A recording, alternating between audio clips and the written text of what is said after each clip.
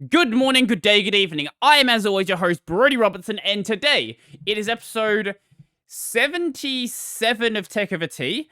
We're doing another solo episode. I do have a guest lined up for next week, so don't you worry about that. And I want to start asking more people to come on. So if you're sick of the solo episodes and you're sick of just hearing my voice, firstly, I don't know why you're watching this podcast if you're sick of hearing my voice. That doesn't really make any sense.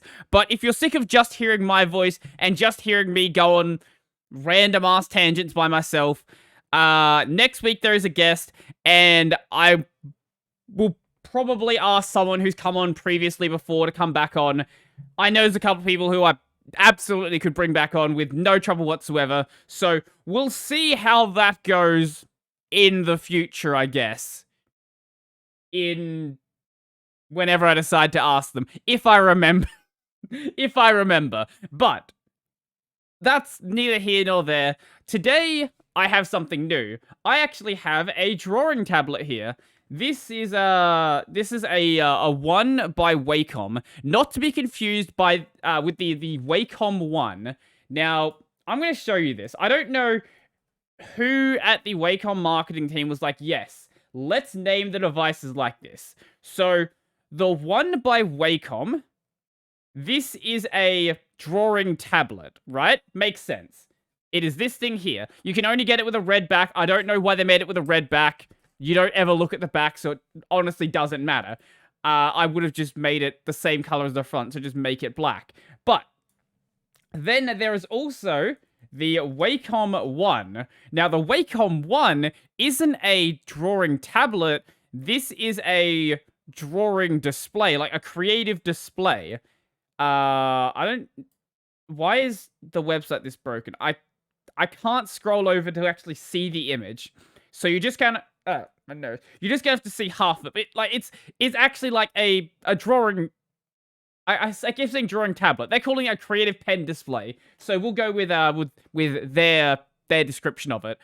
I don't know why Wacom named these products basically the same, and it's not like they're similarly priced or anything like that either. The Wacom one, I believe, is like $500 Australian or something like that. Let's see if we can find it. Let's go to Officeworks. $576 Australian. I believe it's like 400 or something in the US, but from what I hear, it's like it's a good creative display. Whereas this thing, this is the one by Wacom small variant. There's also a medium variant, which is, I think the medium is 9 or 10 inches. This one is 7 inches. That one's like $80. So completely different price classes. Very similar name. But there's two reasons why I bought this. I didn't just buy it because I just wanted to buy new tech and I'm just hoarding tech. I try not to do that. Usually when I'm buying something, I buy it for the purpose of actually using it for something. So the first reason why I bought this is to play Osu. I've never done tablet Osu. If you don't know what Osu is, basically it is a, I guess a community-driven rhythm game would be the best way to put it. Basically, you have this game as a base that provides tools to like create maps, and then the community creates the maps. There's like a couple of like first-party ones to just like get you used to the game, but the vast majority of the content is something made by the community. And I used to play this game a lot. So if we go to my profile, I haven't been playing a ton recently, but back when I was really into it, I'd played about 100 hours, a bit over 100 hours.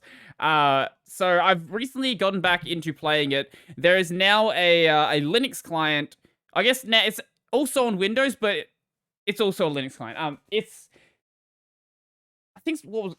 think they've changed the name from like I think they've changed it now. So previously it was being called Osu Laser. This is their new open source client. But yeah, as Osu Laser sort of, I guess, what's the word? Becomes more established, it's sort of becoming merged into like the stable version of the game. That's enough explanation of what the game is, though. You click circles and yeah. And one of the common ways to play this game is with a drawing tablet, because it's typically much easier to actually like play the game. I'll show you why it's easy. It's not like it's just like, oh, people just use a drawing tablet for the sake of using it. I will have to mute the audio because a lot of the music for us is very, very, very bad for DMCA. But like okay, ignore the fact this dude is just an absolute god.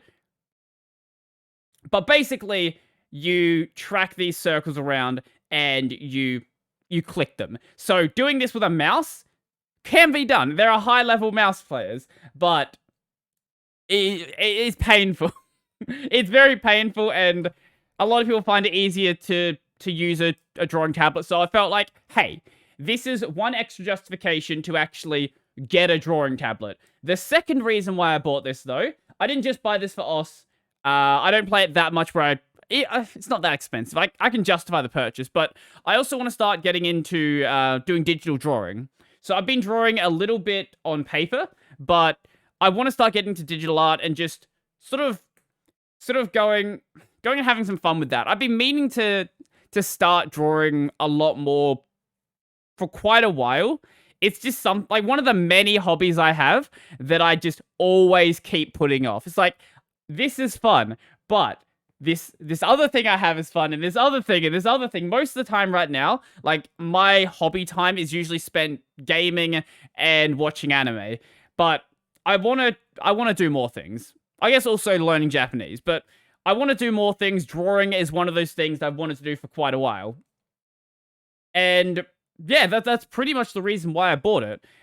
From my experience, things like pen pressure work exactly as you'd expect them to under Linux. It's very hit and miss, like, programs that actually support it, but the programs you want to support it, things like Critter, for example, pen pressure works perfectly fine. And I've been messing around a bit with the tablet drivers. So there's two main sets of tablet drivers you would use for the Wacom tablet. So there is the Wacom drivers, which are the ones that come pre-installed with the Arch Linux kernel. I don't know about other distros. Presumably they come with the kernel as well. But if they're not, you can always just go and install them yourself.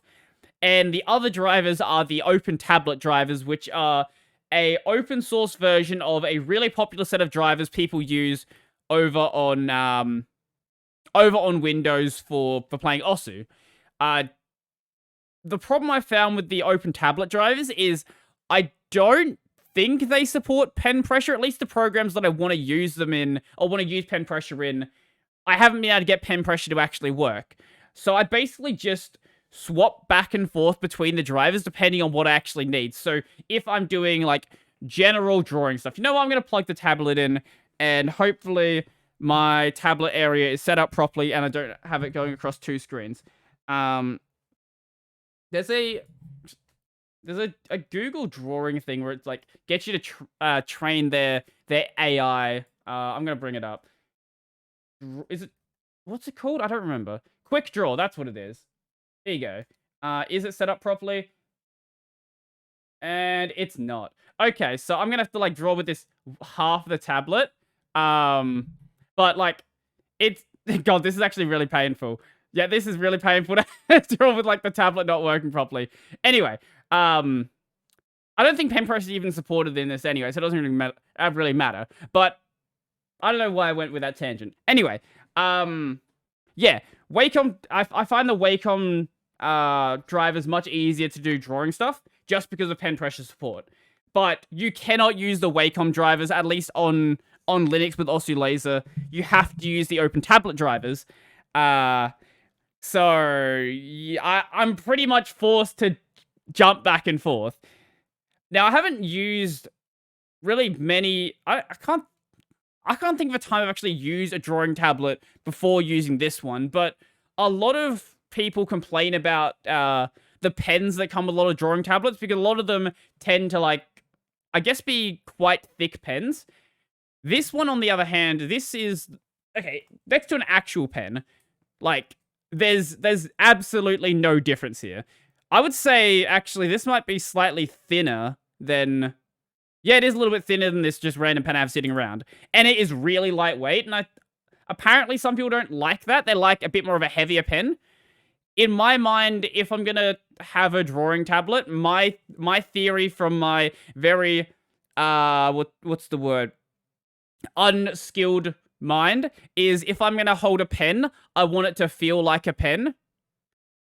Yeah, that's sort of how I feel about that. So I'm gonna be messing around with this, and there's going to be some videos that come out shortly. I have a video that I'm planning on planning. Yes, I have a video I am planning on planning for next week, where I go over both the Wacom drivers and the Open Tablet drivers. So expect to see that. I'm going to be like showing how to set them up and stuff, and maybe how to easily jump between them as well. It's not like you really need to jump between them that often. Like, it's not like I'm going to be going, oh, I want to draw something, I want to do also, I want to draw something, I want to do also. Like, it's not like I need to really jump between them, but at least that much. But the setup that comes with the Open Tablet drivers doesn't talk about re-enabling the Wacom drivers. That was something I had to work out myself. And I've noticed that sometimes the drivers don't actually stop when I tell them to stop sometimes.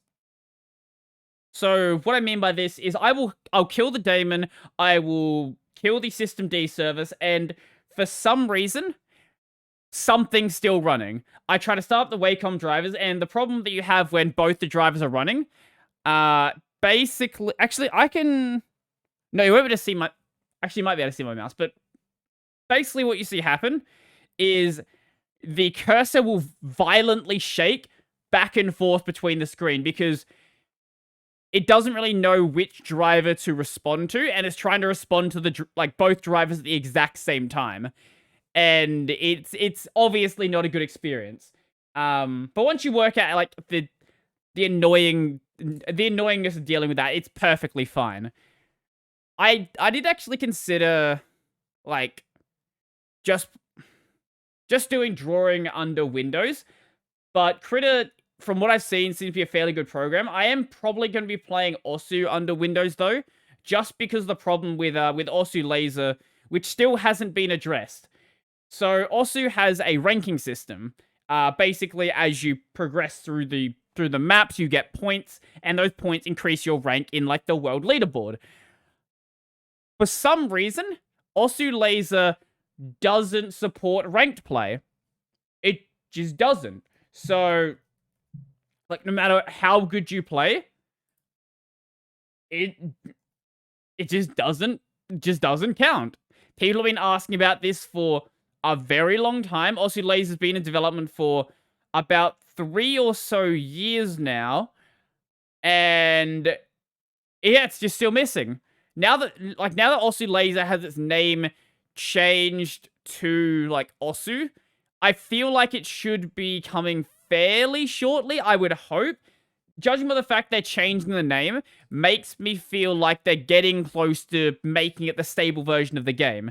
But as it stands, like, you just can't play ranked. You can do like multiplayer, and you can do basically everything else you want to do. It's just ranked, the one thing that like is sort of very important to the game actually being the game, is missing. It would be like playing the first Doom game and you can't run really fast. Like, yeah, technically the game is playable. The game is still there. But like, do you want to play it in that state? Maybe you really enjoy the core mechanic, but I still want my ranked play. And I was just reading one of the blog posts there, and I have been asked to actually join in on Cyan's multiplayer Osu streams. It's just I haven't gotten around to it. The problem is that when she usually does the Osu streams, a lot of the time it's been when I have been streaming myself, and then when like I finish my stream, she'll usually still be going a bit after that, but I want to go eat some lunch, and by the time I finish lunch, like, oh yeah, time to end off the stream. So I haven't really been able to join in on those. I would like to at some point, and surely at some point I will do so, but as it stands, I haven't. Also, she's gotten much better at the game than I have, so I will probably be like at the bottom of the leaderboard because holy shit, I think she can actually play 5-star now and not fail, which is much better than I could. I can definitely do. I'm barely, now that I've switched over to pen, I'm barely playing like 3.5 on like a C rank, so I haven't gone back to completely being garbage. I can still like tap on the circles just fine. It's just my aim is pretty shit right now, which makes sense because I'm using a whole different sort of input system. Oh, on that note, when it comes to input, the other thing, I guess, as like a tertiary thing that I bought this for, I didn't really buy it with this in mind. It's just I have the pen, so I might as well use it for this as well. Editing my thumbnails, I usually I have a green screen. I don't have room to set it up, so I basically have to manually crop stuff out. I can use the fuzzy select tool for a lot of it, but it doesn't work that well because my background isn't as consistent as I'd like it to be, and it's just a bit of a mess. So I've been doing that with the eraser, like clearing out the borders with the eraser. Previously, I was doing that with the mouse. But my logic is, if I want to get better at like using the tablet as an input device, I probably should just use the eraser with a pen. And because like I'm doing something akin to drawing, it makes sense to like use the tablet in this case. While I could technically use the tablet for like any sort of input on my system, I think when it comes to something specifically related to drawing, it should help out with just generally making tablet input feel more comfortable, I guess. I guess that would be the best way to put it. Yeah. Because I'm not going to be good at drawing anytime soon, so I might as well just use one method to get it better. I know that if I spend more time actually doing it, I will get better anyway, but I feel like this should hopefully speed up the progress in some respect there.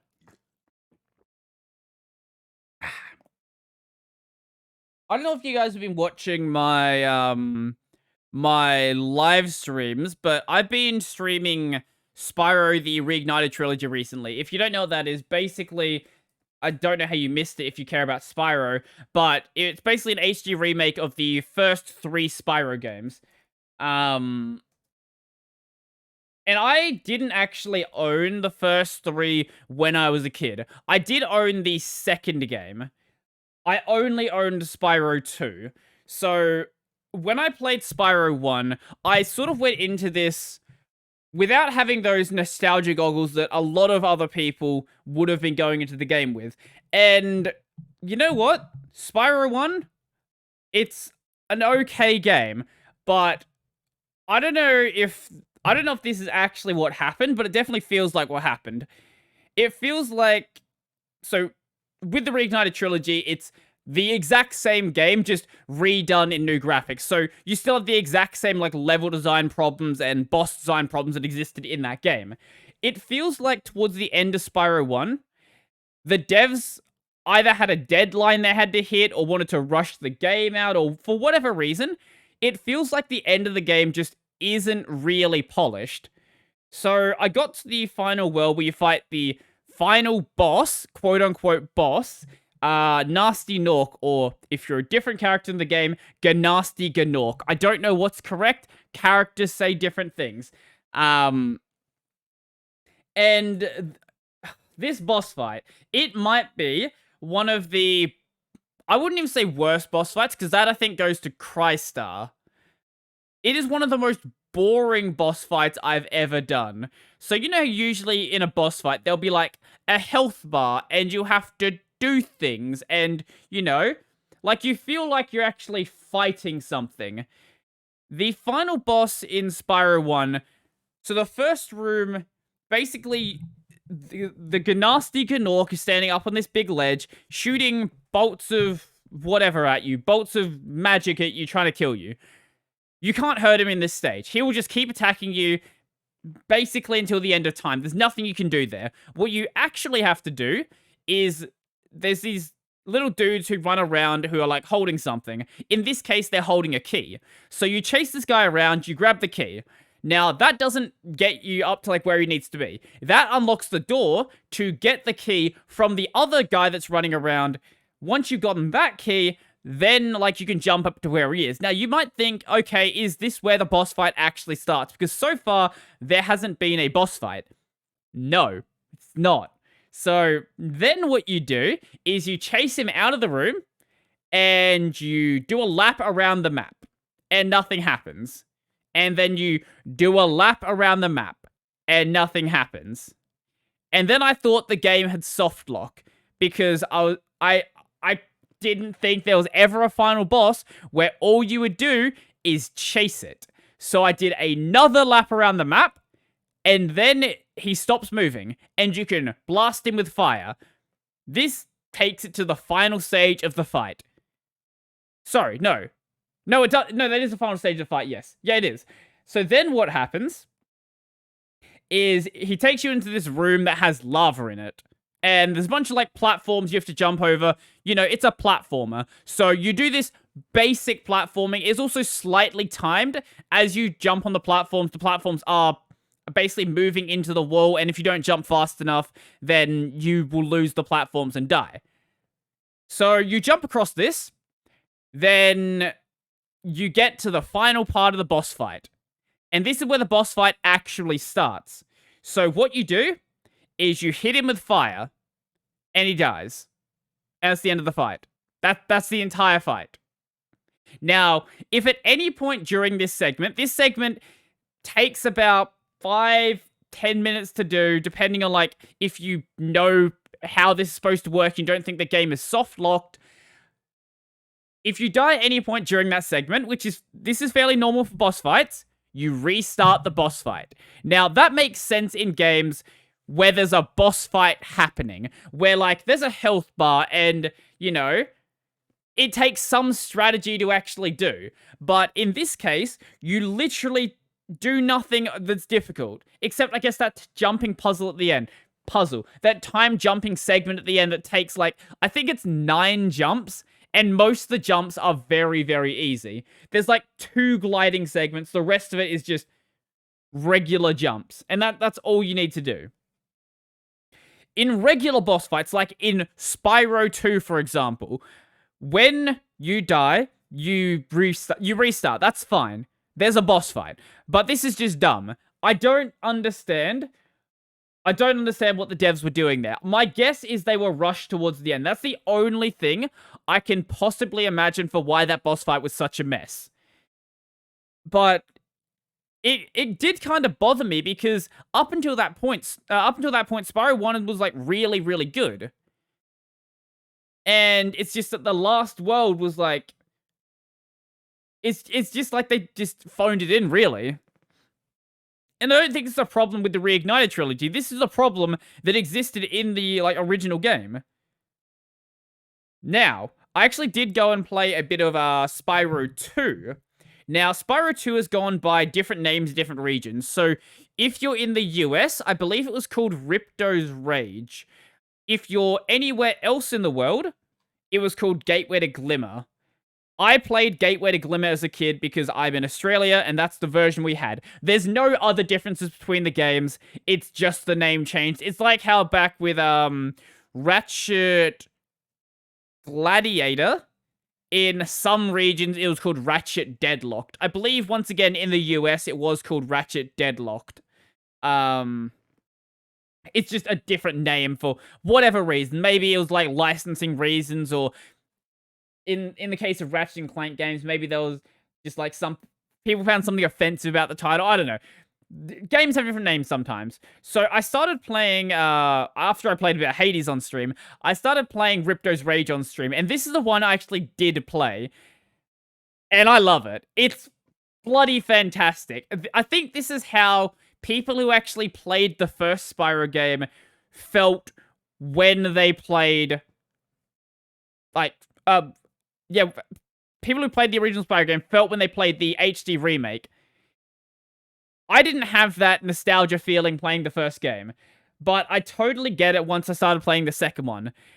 The second one just, it just feels, it honestly just feels better to play anyway. I don't know if the like flight mechanics were modified or anything, and like the general movement mechanics, because I feel like 2 just feels more fluid. Even though they're part of the exact same HD remake pack, it feels like 2 just, it is slightly better in that regard. I don't know, maybe I'm imagining it. Maybe it's just that I really like Gateway to Glimmer, and having that, like, just replaying that game, just, yeah, it feels like a nostalgia rush.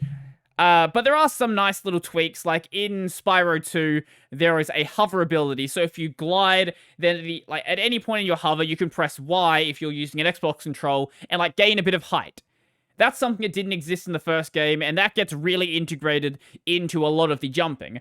Being a game like made for kids, it's not like difficult jumping at the level of Celeste or something like that, but it does make the jumping slightly more complicated.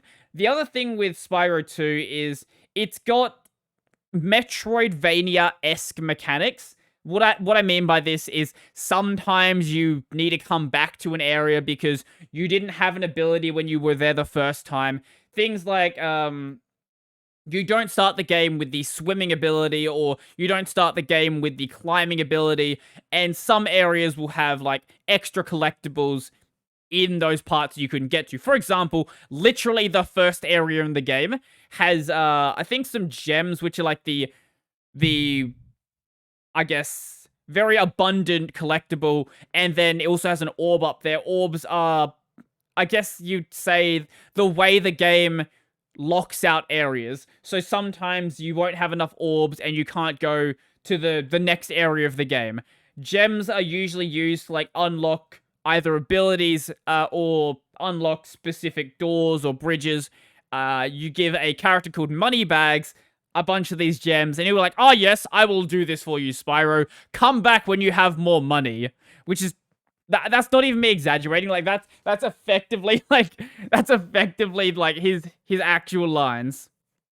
But yeah, I'd never finished Spyro 1 though. Oh, sorry, I never finished Spyro 2 because I didn't have a PS1 memory card. And if you don't know, the PS2 was a weird console. While it could play PS1 games, and you could plug PS1 controls in, and you could plug PS1, what's the word? Memory cards in.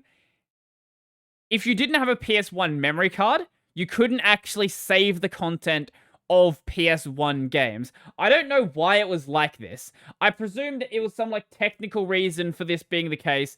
I think there might have been, like, combo cards where you could save both data, but for the most part, the general cards, from what I remember, yeah, you needed, like, a PS1 memory card to save PS1 data. I didn't know this, though, so I just played through PS1 games from the start every single time. Like, if I played Crash Bash, which I know Crash Bash is hated online, but I loved Crash Bash as a kid.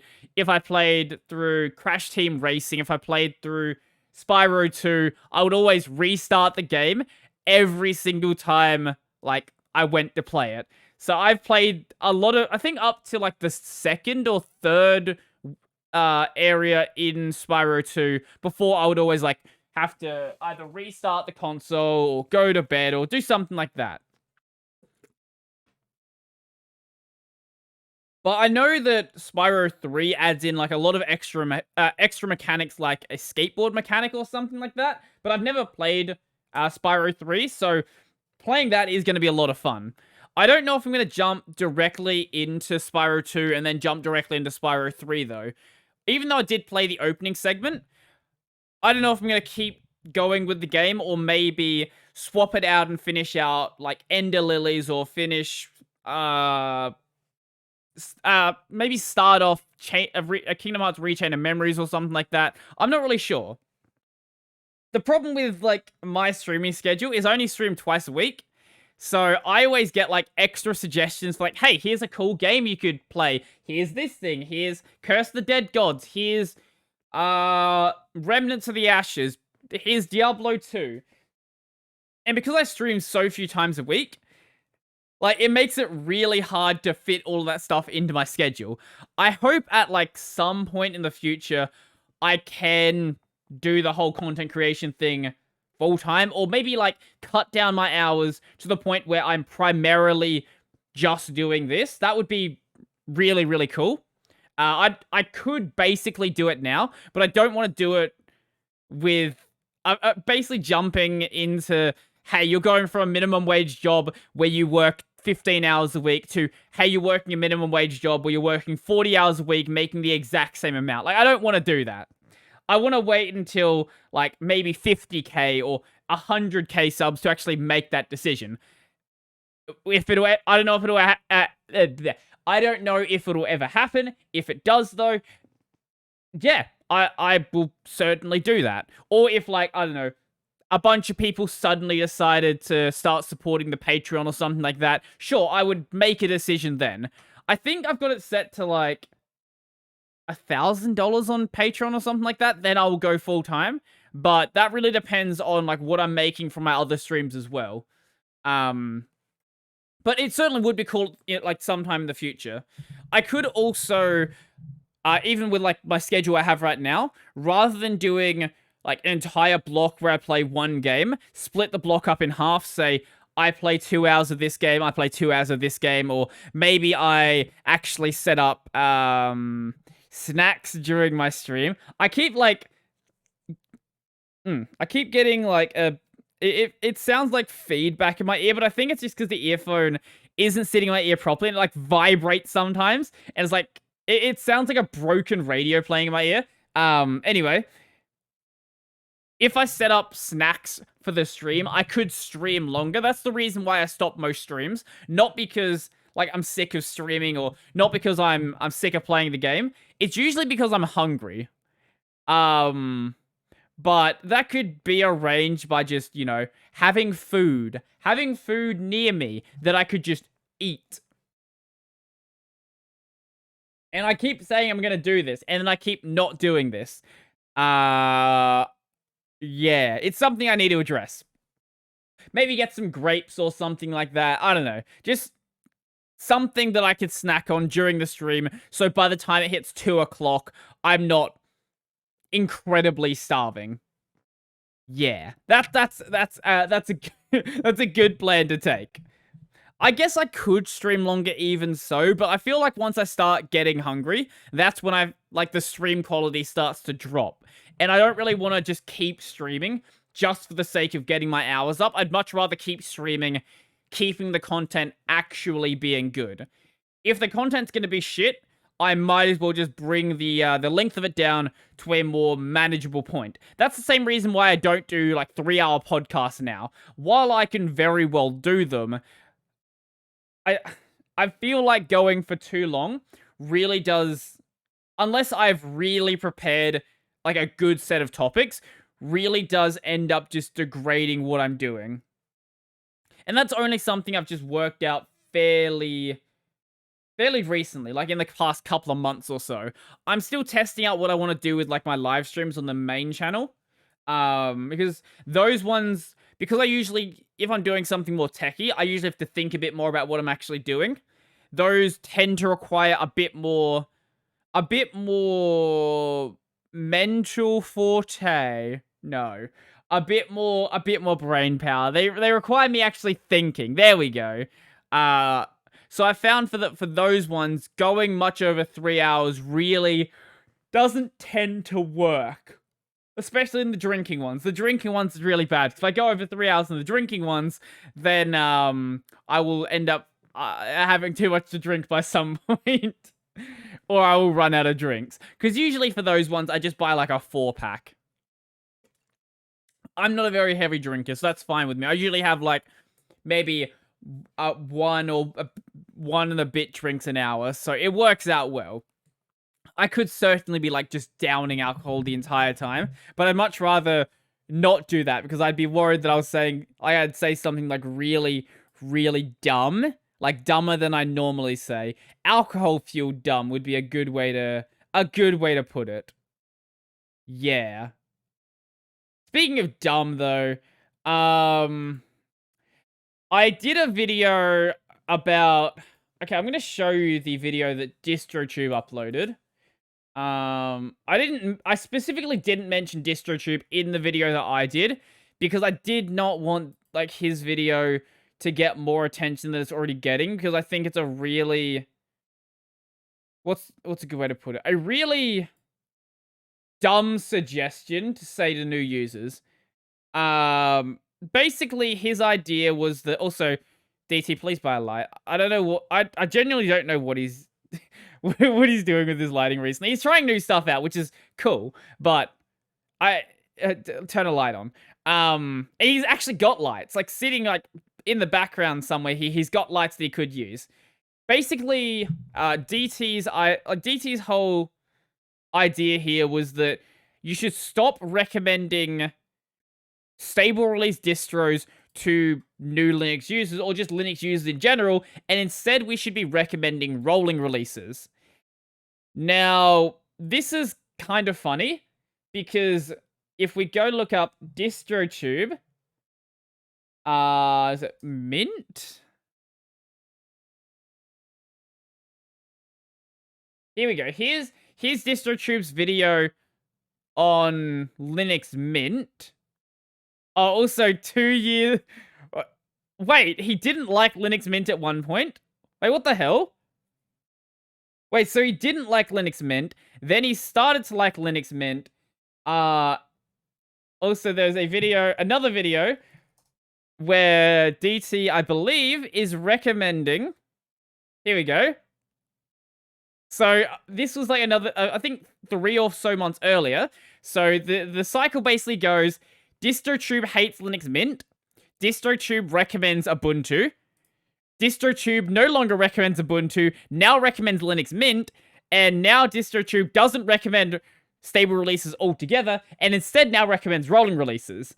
But I did a video on the benefits and the advantages of stable and rolling releases.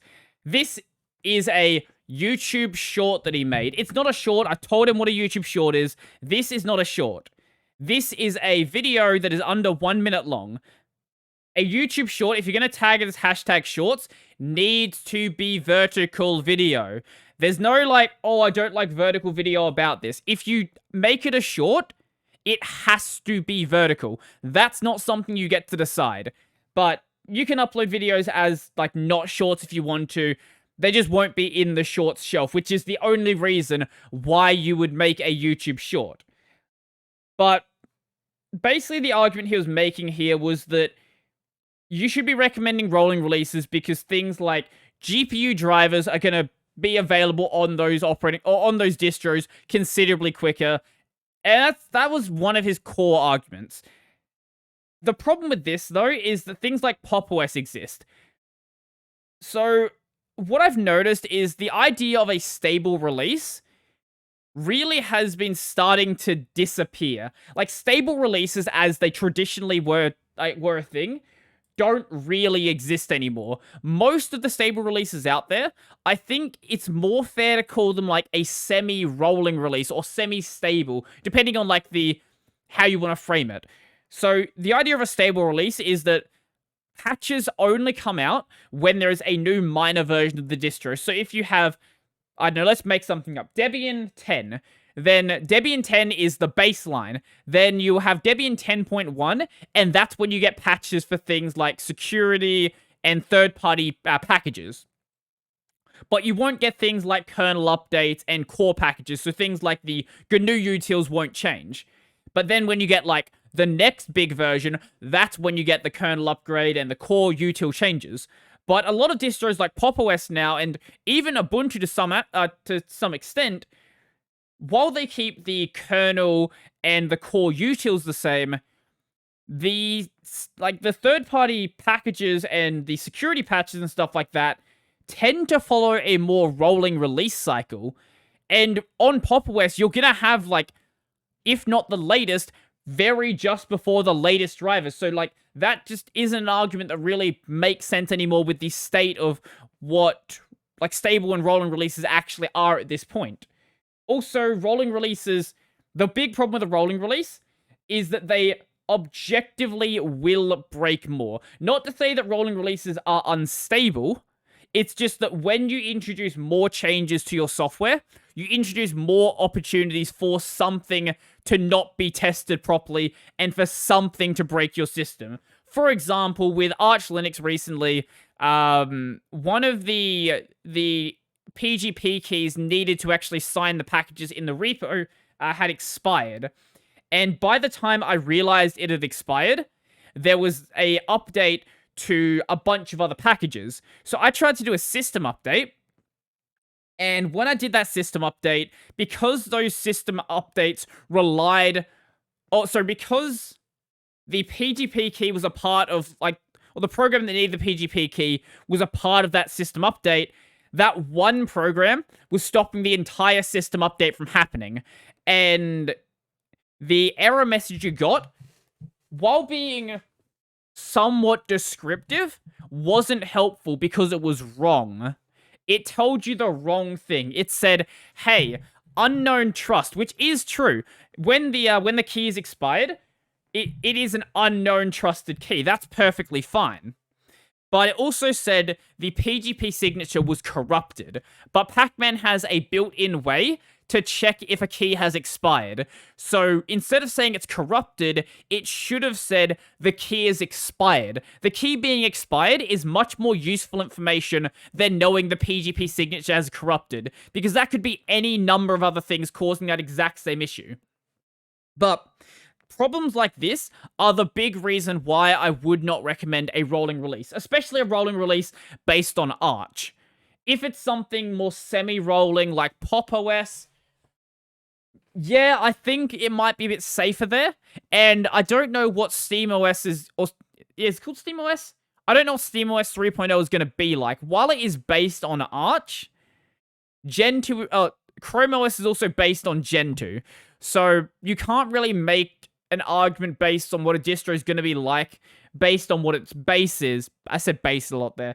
Based on what its base is, if the distro is going to be heavily, heavily customized. While in cases like Manjaro, it's a bit different, because Manjaro is really just Arch with slightly different repos and a skin. It's not always that simple. And problems like this are the big reason like why I don't think regular people should be using rolling releases. I think rolling releases are perfectly fine if you're a more techie user. If you like programming, if you like messing around with computers, and you want your first Linux distro to be Manjaro, all power to you. I think that's a great idea. But if you're, say, looking to revive an old computer because you just don't want to buy a new one, it's going to be used to do some, like, homework, some uni work, or you want to, like, put a Linux distro on a computer for your grandmother or something like that, or someone who just doesn't really care that much about technology, I think a stable release in that case is a much, much safer bet to go with. Not, like, stable releases and rolling releases aren't objectively better or worse than each other. They have their different use cases, and I think you can't really simplify the problem to rolling releases are better because newer software. It's frankly not that simple, and DT knows this because he's done videos expressing exactly this. So I don't know if this video was for the purpose of, like, I don't know, testing the waters, trying to get some views. I don't know what exactly, like, he was going for here, but I don't know. I don't know what he's been really doing with content recently. It seems like ever since he, like, moved into the new office, he's been doing a lot of this very sort of hard stance stuff that didn't really make any sense. Here we go. Here's a video, or here's a comment someone says. Dude, you can't seem to make up your mind. In 2019, you did a video saying Arch was the ideal new user distro. Then earlier this year, May 18th, you did a video named, if someone asks you about Linux, tell them, in which you say, don't install Arch for new users. And now you are back to don't recommend stable distros, instead rolling like Arch, make up your mind. I had people saying, oh, he just, like, learnt new stuff about Linux and has changed his mind. I don't think, like, you can really jump back and forth between the exact same positions just by learning a little bit extra. I think it's more like... Honestly, I think it's more like he's trying to just see what opinion gets the most views. I think that that's the most likely explanation in my mind, at least. Maybe that's not the case. Maybe I'm just reading too much into it, but I really do feel like if you're jumping back and forth that much, you're just trying to work out what can really get the most views out of it. And it makes sense why. Like, he's doing the YouTube thing full time, and when you're doing YouTube full time, I get that you have, like, bills to pay, but like, doing stuff like this, I think is starting, at least judging by the comments I've been reading on his comment section, it seems like it's sort of eating into a lot of the goodwill he's like built up over the years of running his channel. Where it's just like people trusted his opinion on distros and on Linux in general, but because he can't seem to like hold any opinion without jumping back and forth, I'm noticing a lot of people not really trusting what he's actually saying, and I don't want to see him like ruin the goodwill that he's built up, but that seems to be like what's been happening. Like, wait, what is this? I don't understand why Linux users are so insistent on recommending Ubuntu to new users. It's like you want to put them off. After 15 years of occasionally installing Ubuntu on an old laptop, nothing would have ever persuaded me to install Ubuntu on my primary machine. But recently I was having problems with Ubuntu, so I tried a different distro. It took an Arch-based distro less than 2 weeks, or... Okay, so you're someone who likes Arch. Okay, fair enough. Like, I'm not saying don't use rolling releases or don't use stable releases. Use what you want, but... Yeah, It's not that simple, and I really wish people didn't try to simplify this problem to under a minute long, because I did like a 12-minute video on this, and I didn't even cover everything. There was more things I could have talked about, like the fact that semi-rolling releases existed. I didn't even touch on the fact that semi-rolling releases are a thing. I actually might add a, I might make a video about that, actually. That's not a bad idea. That, I think I'll put onto the topic list. But I'm not saying that DT's like destroying this sentiment just for no reason. He's got like another video that he uploaded recently as well. This one didn't get as many downvotes, but honestly it really should have, because it was really, really bad advice and is really going to get someone hurt. This is a video titled, "I still burn CDs, DVDs, and Blu-rays, and you should too." Basically, in this video, he was making the argument that Blu-rays are the best form of archival media. Now, that is not correct. That is not just not correct, it is wrong. It is just objectively wrong. Firstly, the best form of archival media is tape drives. There's no discussion to be had there.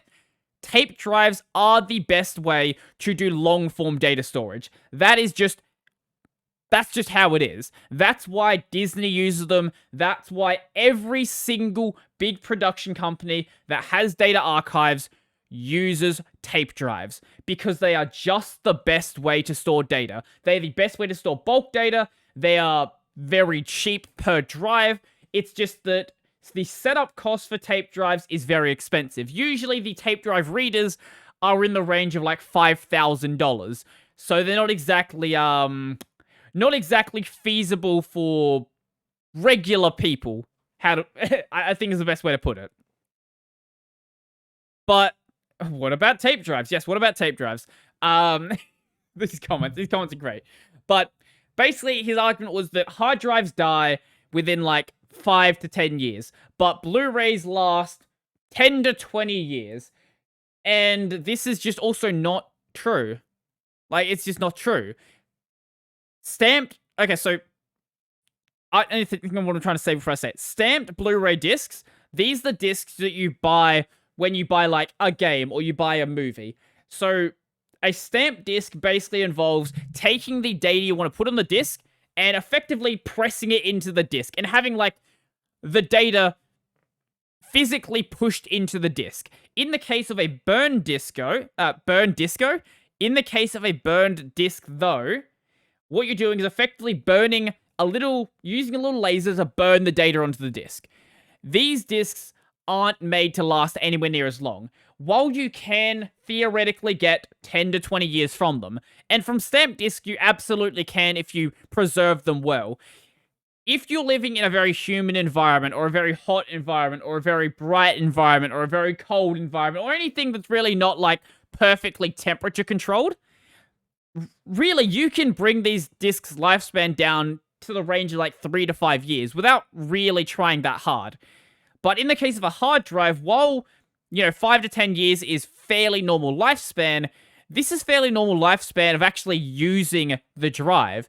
It doesn't really account for archival usage. When you use a drive in a more archival state, it tends to last much, much longer. You could very easily get 10 years out of a hard drive that you're using just for the sake of archiving. But the other problem I had with the whole Blu-ray is the best way to archive data is that it's not, because Blu-ray won't exist in 5 or so years. Like, if you...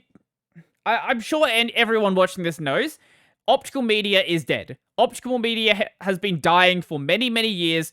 We now have game consoles that have cloud-only, diskless versions, whatever they want to call them, where you can't put a disc in it, you can only download games.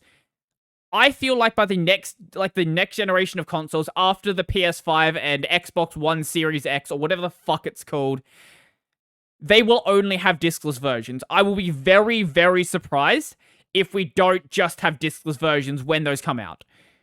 And movie sales have been dropping as well. And just the idea of using optical media, while it might be theoretically possible to get much longer lifespans out of it, it doesn't matter because the readers aren't going to exist in 10, 20 years. While you might be able to find some on the secondhand market, there's not going to be any new ones made, and the prices, if they're still being used, will just fucking skyrocket, and disc production is going to keep going down. It's already really hard to, like, actually find Blu-ray discs relative to how it was, like, 5 years ago. The other problem with Blu-ray is Blu-ray was never a popular optical format anyway. DVDs still outsell Blu-ray. I know that sounds ridiculous, but, like, I'm pretty sure it's something like 95% of optical media sales is still DVD. Let's see if I can find the number. DVD outselling Blu-ray. Oh, okay, so in some cases it seems like it did swap. Let's see, where did that number come from?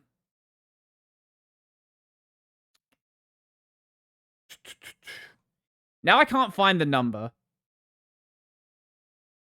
Okay, that's not a very good graph. The only number I can see is from CNBC, but DVD sales on this graph are outselling Blu-rays. I don't have the numbers that I'm trying to find, but Blu-rays were never a popular optical media format anyway, because by the time that Blu-rays became popular, streaming services had already started to sort of take off. Because this is right here is where DVD sales had started to decline. This is around when Netflix started to appear. And when Netflix started to appear, like, that's when optical media just basically died. As we can see here, streaming services, whoop! And that number's not slowing down. Like, as of this year, Netflix and other streaming services have just been growing because most people have been at home. So this format is dying. I'm doing a video very soon where my suggestion, basically, I have 2 suggestions. The first suggestion is, if you want, like, a good way to do this, go and buy, like, a second-hand computer off of, I don't know, eBay, Craigslist, Facebook Marketplace, Cashies if you live in Australia. Get yourself a shitty second-hand computer, buy, I don't know, 6 hard drives, because 6 hard drives actually would be cheaper than buying the archival disc that he also recommends. Actually, before we get to those hard drives, so while Blu-ray discs themselves are fairly cheap, what he actually recommended was buying something known as M-Disk. Now, M-Disk is designed to last supposedly 1,000 years, but obviously there is no way to actually test that because they haven't existed for 1,000 years. So it's really just like up to them saying, and they're testing saying, oh, 1,000-year lifespan. Theoretically, they could.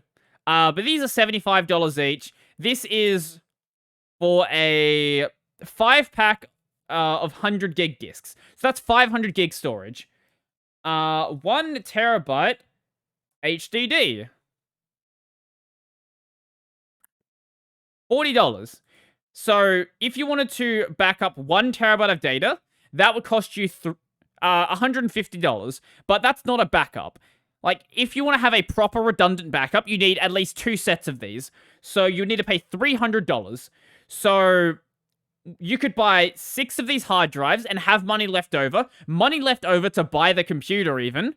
Put these drives basically into some form of RAID. A lot of people recommend like RAID 5.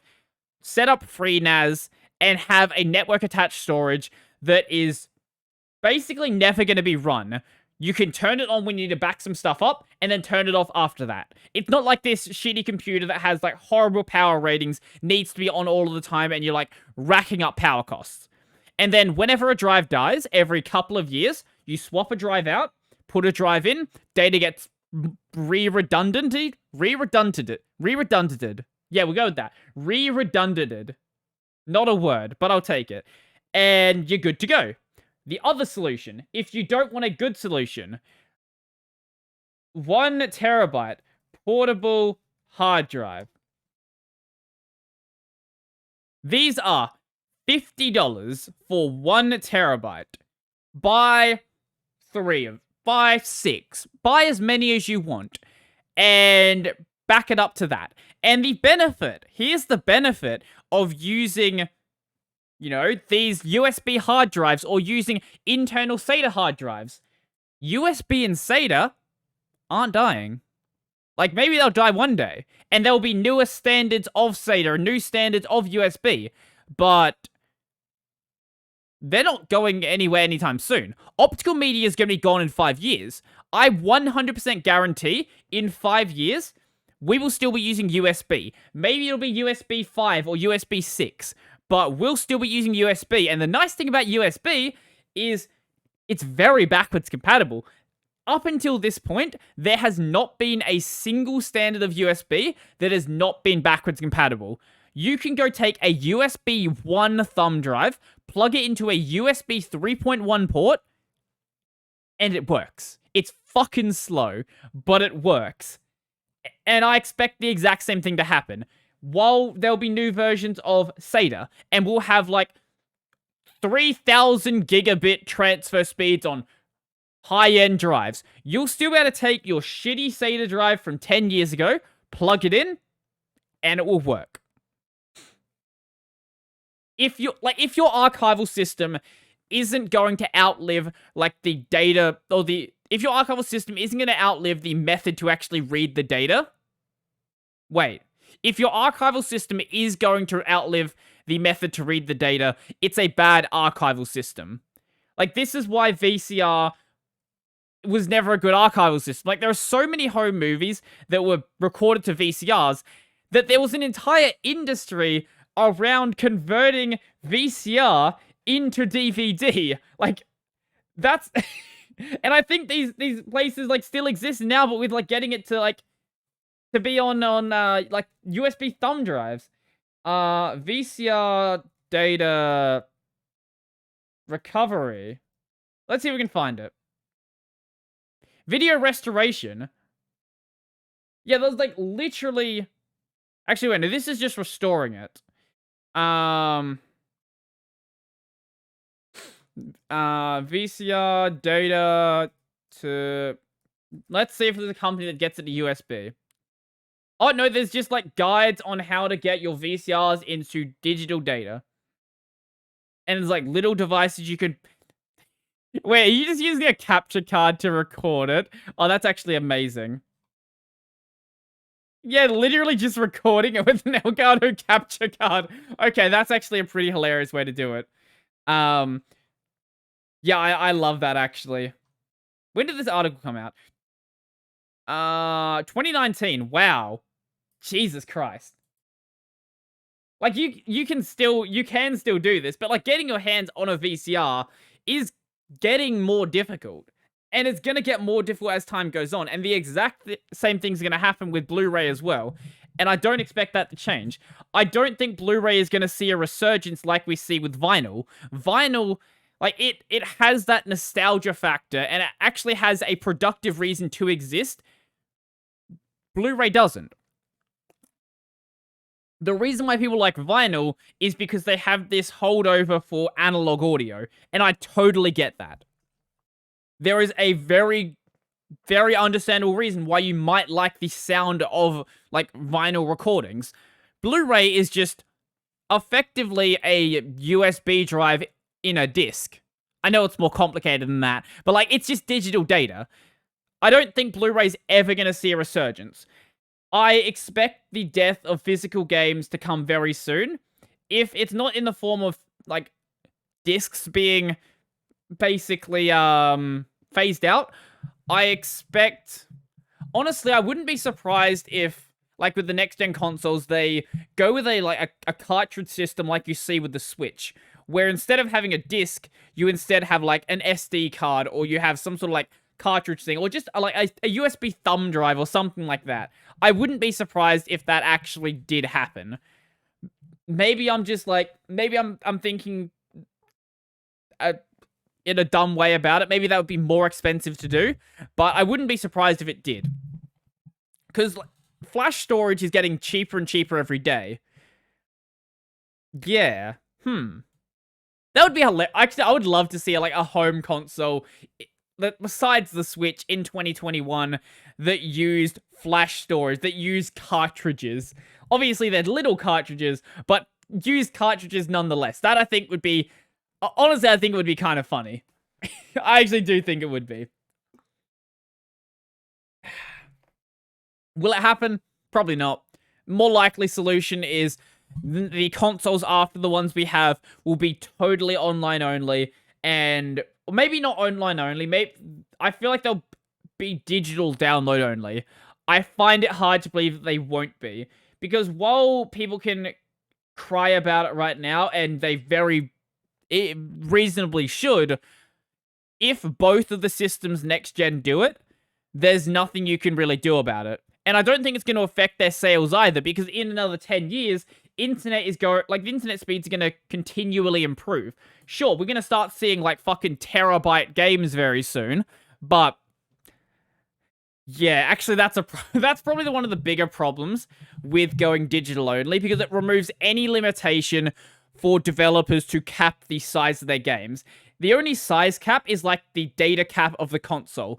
You're not going to want to go above that, because then no one will be able to actually install it without getting, like, a bigger hard drive. But besides that, actually, even then, there are some games that have come out that you can't actually store on the lower storage models anyway, like with the PS4. So maybe that would happen.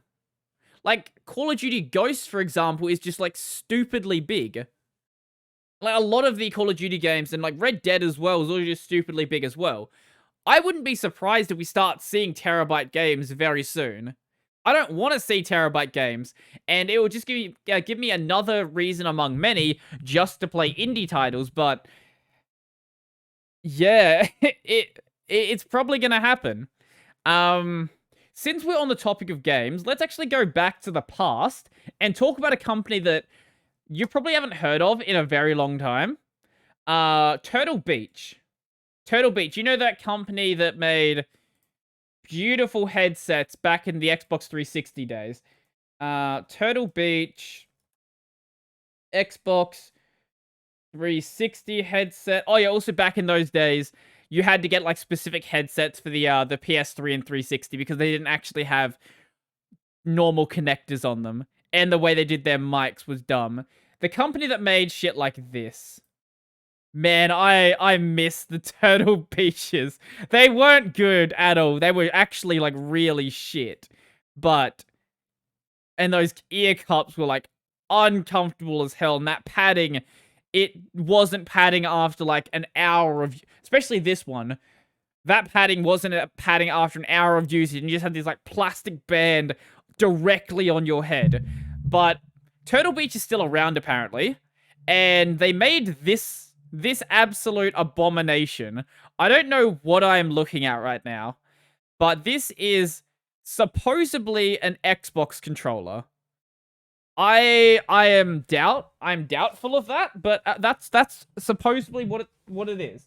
Now, for the record, this is what an Xbox controller would look like if not designed by Turtle Beach. See, look at this. There's like a normal amount of buttons here, and doesn't have like a bunch of like seemingly really shitty grip on the sides. But okay, so what actually is on here? So we have these grips, which, hey, they might be good. I know I'm trashing them. Actually, no, I take that back, because there's a bit here that's not wrapped around. So you're gonna have like this lip. So I usually hold a controller like a normal person, like this. So this lip in here is gonna like dig into your thumb. Why the hell that was a good idea is beyond me. But you've got all your like standard Xbox buttons in the center here. And then you've got volume and chat. So with the Xbox and the PlayStation as well, you can I show the thing? You can route your headphones. You probably can't see it. You can route your headphones like through the controller. It's just a thing that game consoles do for some reason. I guess the reason why is because a lot of people will have their console on the other side of the room, so plugging the headphones directly into the console might actually be kind of difficult. I guess that makes sense. But I guess this would be a volume and chat. So volume is for game volume. Chat is for obviously chat volume on like separate things. So rather than having to like go into the settings to do it, you can do it from here. Then I don't know what this button is. Mode, select, and mute. Okay, mute is obvious. That makes sense. Do you have a description of what the superhuman hearing button? Which button is that? That's that button there. So there's like an echolocation button effectively. Basically, I'm guessing what it does is raises the, if it's going to be raising up footsteps, what it would be doing is raising up like the bass end of the audio spectrum, which also includes gunshots. So, yeah. That seems like a good way to deafen yourself. Now, what is mode and select? It does not mention in this article. Why would it? Not the slickest looking controller. Really? Okay, it does have one advantage. It has buttons on the back, like the SCUF controllers do, and like, which you probably would know is the Steam Deck. A lot of the like, also the Pro controllers as well for the Xbox and PlayStation, where they'll have like these paddles on the back. I've been noticing a lot of companies have been starting to do this. I personally haven't used them before, but I can totally get why they would be useful. I use like the buttons on the side of my mouse, so I totally get like why this would be useful on a console as well. The last feature is called Pro Aim.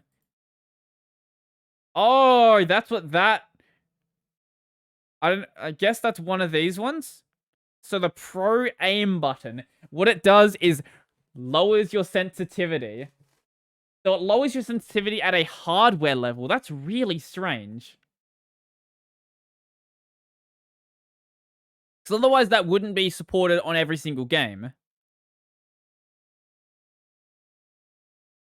That's actually strange you can do that at a hardware level. Huh. I have no interest in buying one of these. I wonder how much it costs. Wait, hold on a second. It's a $60 controller. Okay, maybe those features actually are kind of cool. But I also have a feeling this would be kind of like, You know, you'd go to like a friend's house or you'd have like a sibling and you would give them the shitty controller. So like you take the regular first party controller and you know, then you would give them what the fuck? What the fuck is this? I guess you could give them a chainsaw, but you'd give them like, oh, here we go, here's one. You'd give them like a Mad Cat controller. Mad Cat was around for the PS2 days, wasn't it? Yeah, you give them something like this. You get the good one, and they get fucking one of these things. Oh god, I did actually own one of these as a kid. No, sorry, it was this one I owned. Yeah, this one I owned. Not a good controller at all. Why they were ever made is beyond me. But that's what this is. It's not to the same extent. This is probably usable, but it has like that same vibe to it. Like you're gonna play some FIFA with your mates. I'll take this controller, and then you can take the Turtle Beach, and then you no longer have a friend anymore. Oh, you can also get it in white with grey grips, I guess. Actually, I wonder how that one looks. Turtle Beach Recon White. Honestly, just stick with first party controllers. Like they're just better. Better for the most part. No, not the Recon headset. Okay, I literally look up Recon controller and it only shows me the Recon headset. When it literally said this was called the Recon controller, but sure. I'm not gonna find what I want to find apparently because why would I? Why would I find what I had searched for? Maybe that's not a Brave problem. Maybe that's more of a general issue. I have been messing around a bit with Brave search recently, and it's actually quite good. I did a video on it as well. I honestly had expected this to be shit, but I was pleasantly surprised. I was genuinely pleasantly surprised. It produces typically better results than DuckDuckGo does. And that's all I need, really. The only problem I have is that Brave is really bad at marketing, and they end up marketing in such a way where they effectively end up lying, where they say things like, oh, this has a completely independent index, and there's no way to use it. By default, it's going to take results also from Google and Google and Bing, sorry, and merge them together just to get, like, the best results possible. And that's fine. But when you say you have a completely independent index, I expect to be able to use a completely independent index. It's at least have an option there. I get it being like a setting to enable, but have the option if that's how you're going to sell it. And they also market this as like one of the features of it. It's just like, no, it's not a feature when it doesn't exist. Luckily, they haven't just thrown Brave ads straight into it without really considering like how to handle it. Right now, Brave ads aren't actually enabled in Brave search, but they will be coming at some point in the future, probably in the same sort of fashion that they exist with like Google ads, where, you know, sometimes they'll be like, hey, this is a sponsored website or something like that. That, I imagine, is how they would handle that. But they don't know how they should be doing that, how they should be doing the attention token revenue sharing, whether they should have like a ad-free model where you pay a fee and you don't get ads. I don't know what the fee would be like. That's the other thing when it comes to the fee. Because would I pay $1 to have ad-free search? Maybe. Would I pay $5? Probably not. Yeah, I probably wouldn't. Because there are so many other search engines there, and the ads don't really get in my way that much. Like, they slightly bother me, but I'm not paying $5 to get rid of them, that's for sure. So if they do have that paid model, it's going to be very, very important how much it costs. Which I'm sure they're thinking about it is part of the reason why they didn't actually launch it yet. But I hope they don't try to set it some dumb price. Someone will pay it if they set it to be a dumb price. But I think it's much better in their part to set it as low as they can reasonably get. Because in the case of ads, for an individual person, like an individual person is not bringing in that much ad revenue. So setting it to be $1, I don't think would actually be that ridiculous, to be honest. Like $1 a month. Surely you're not going to be doing enough to actually fund over $1 a month in ad impressions, I guess. But I don't know, maybe you search a lot. Maybe they would account for, like, the heavy whales or something. I don't know.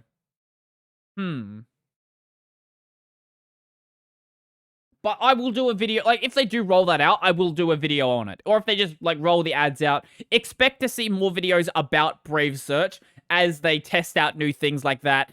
And if they do bring in a totally independent index you actually can use, then they're obviously, like, I will be making content about that. It's just that, as it currently stands, yeah, it's just not a thing.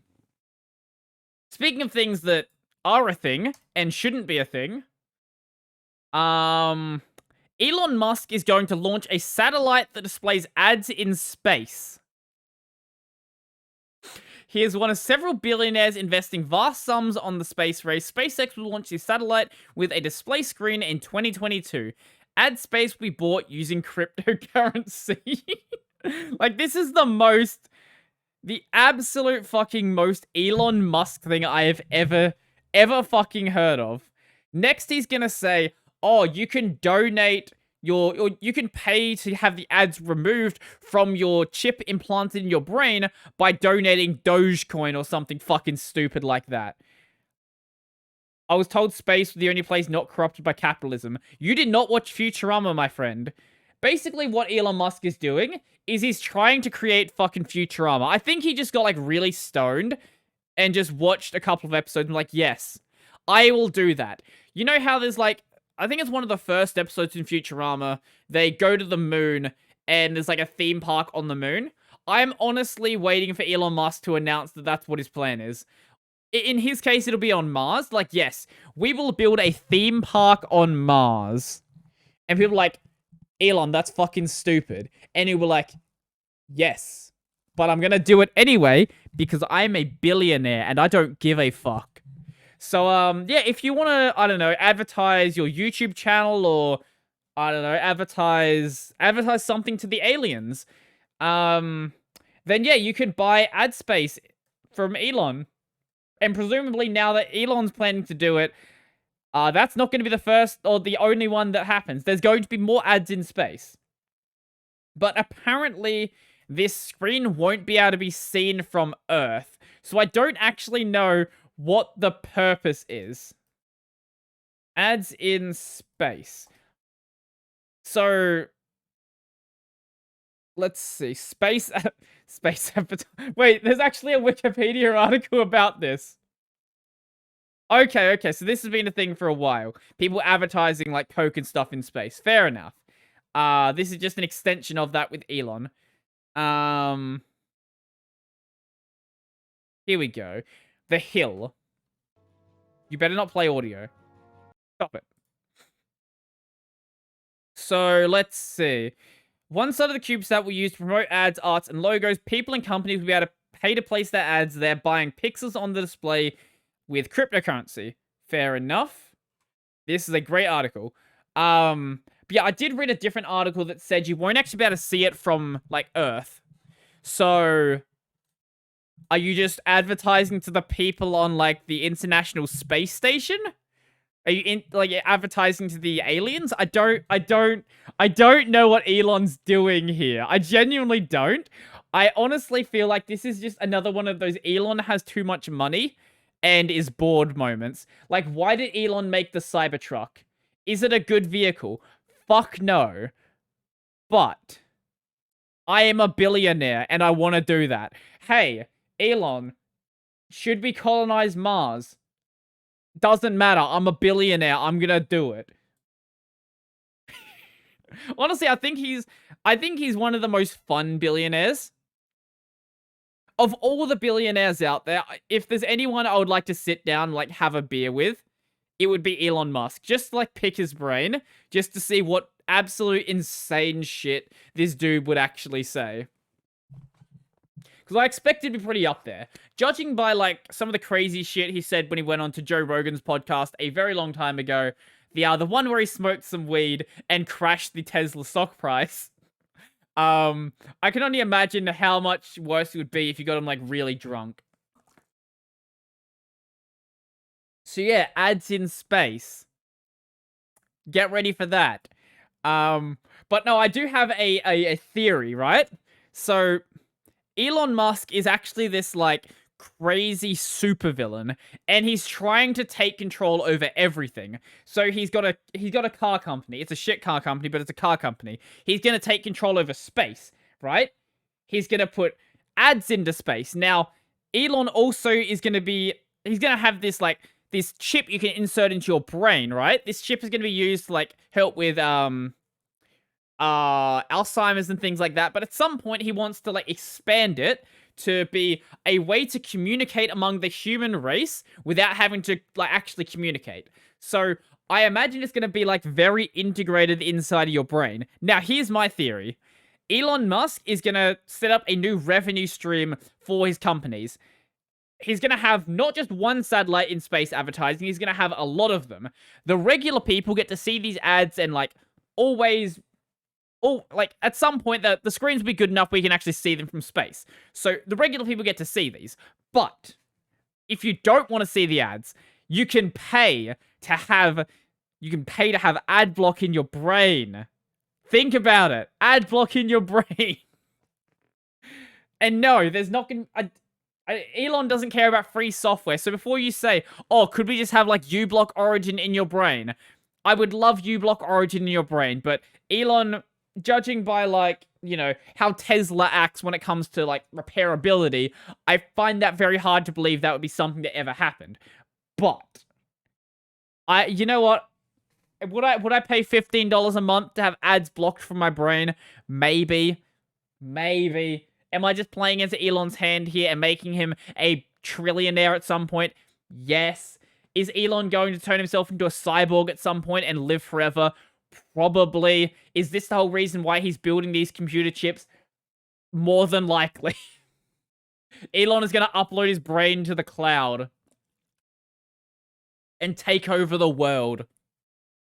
He will become, like, a comical supervillain. This is the man that Elon really is.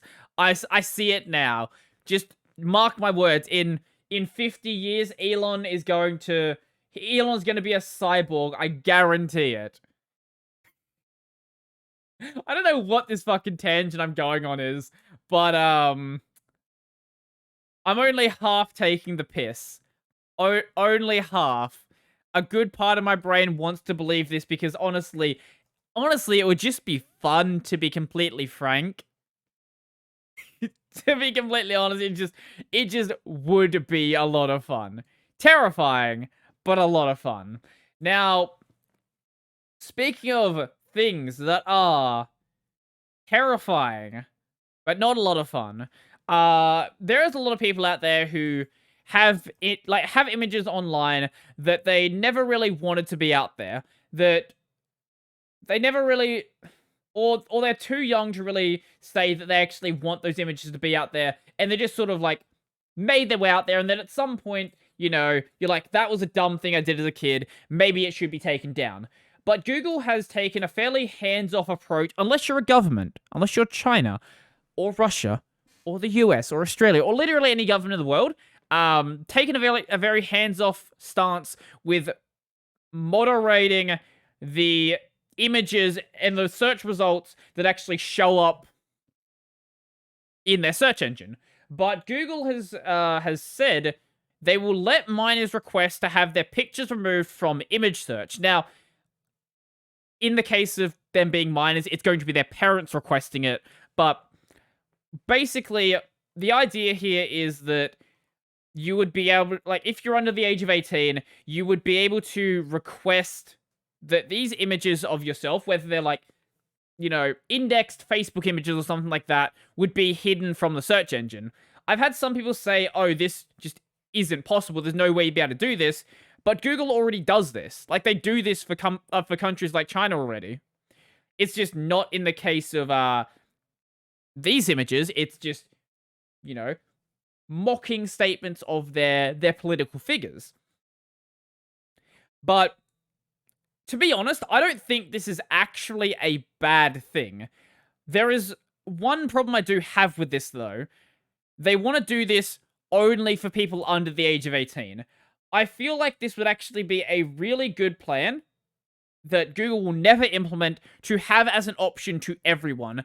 And if any place is going to force that through, I feel like it's going to be like somewhere like Europe where they have the GDPR. I'm really surprised that the GDPR does not sort of force companies like Google to actually already have something like this in place.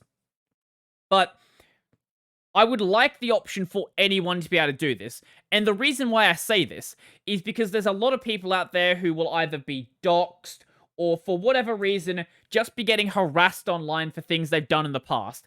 And having the option to just basically not wipe yourself from the internet, because like Google doesn't control every web server out there, but wipe yourself from appearing inside of search.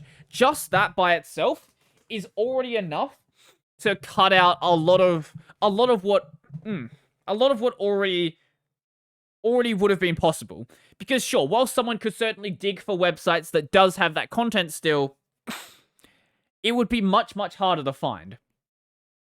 And I don't think this is a bad thing. Maybe some will disagree with me, saying, oh, Google's going to use this to censor other stuff. But the thing is, they already do. So if they're already going to be censoring stuff, I don't think that expanding it in this way is necessarily a bad thing. And if what they're doing is just letting people decide they don't want to be on the internet, I don't think that's a bad thing. Like Google... Yeah, I don't think that this is a bad thing.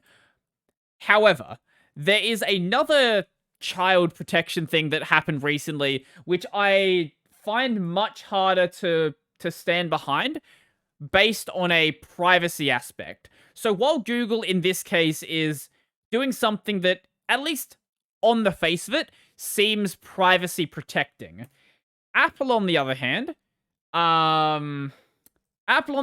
not so much. So you might have heard about Apple's plan to scan phones. Apple scan phones. So basically the idea here is that if you... Apple says its system is secure. I'm sure it is, until someone leaks the data. So the idea here is that if you store child material on your phone, you can expand that out to understand what that means.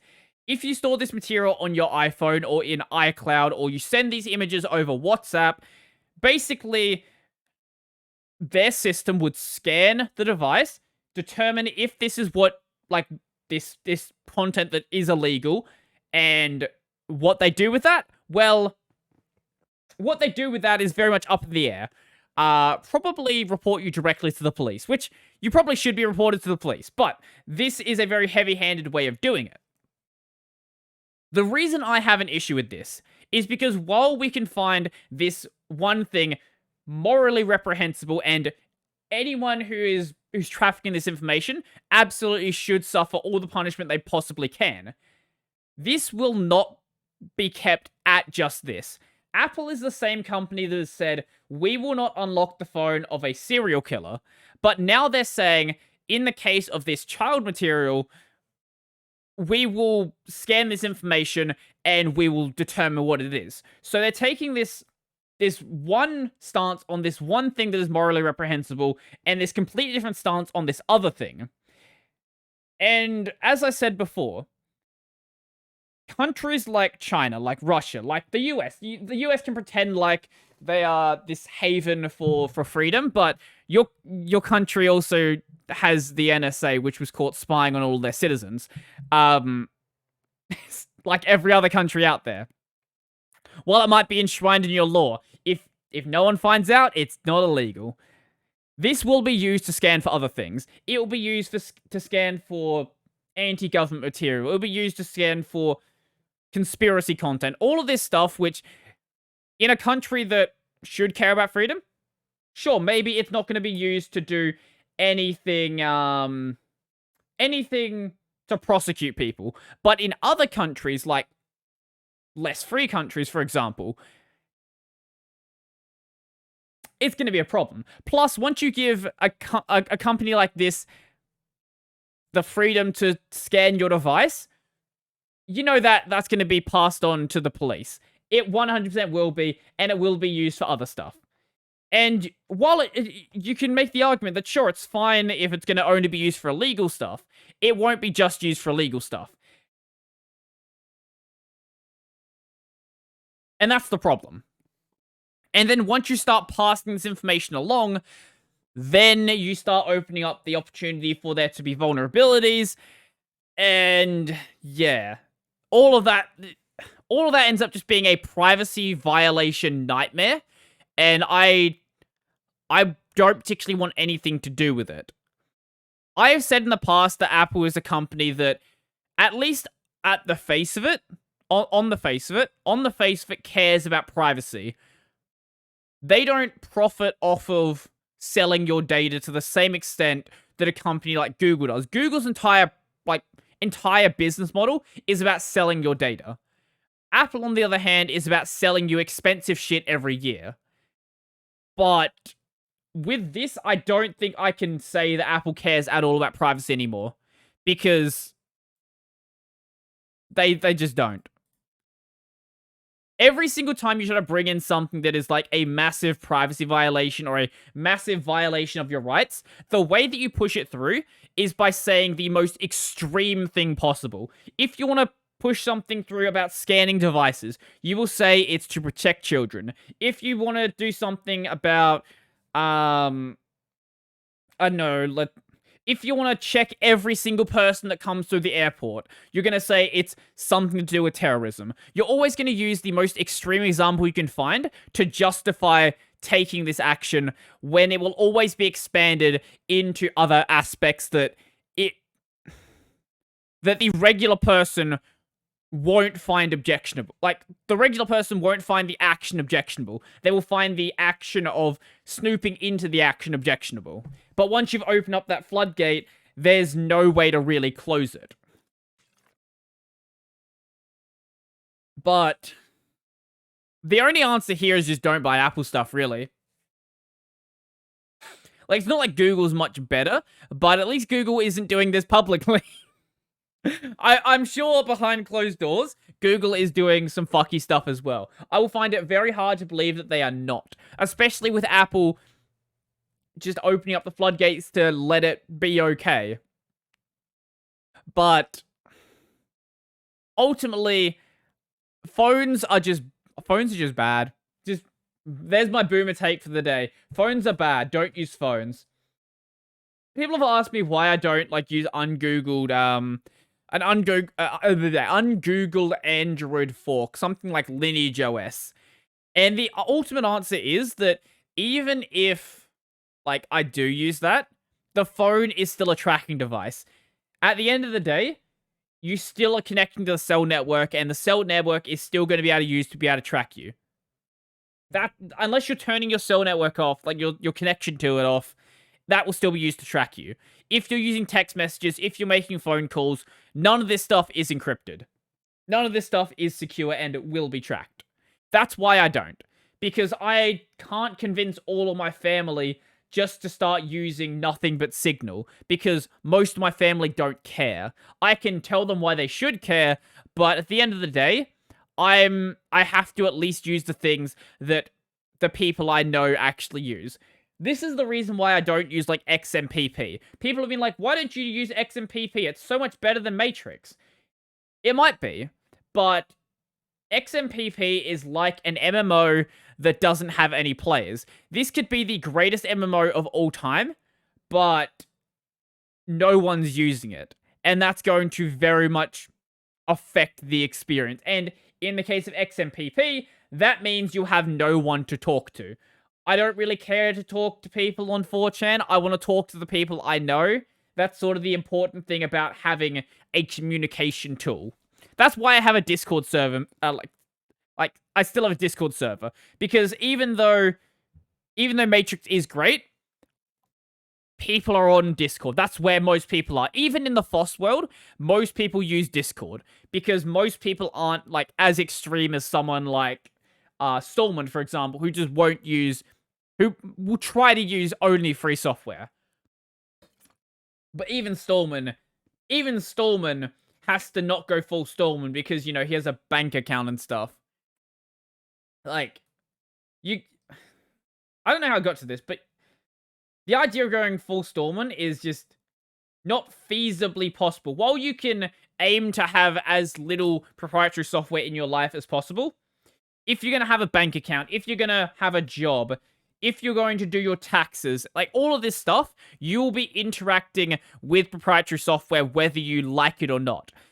In your regular life, you can certainly minimize it, but if that minimization ends up affecting the software's usability, like not being able to talk to people with a communication app, I personally can't justify it in my life. I fully respect people who want to do that, and if that's your thing, go ahead. I think you should do it. But, like, there comes a point where functionality, I think, overrides it, at least in my case.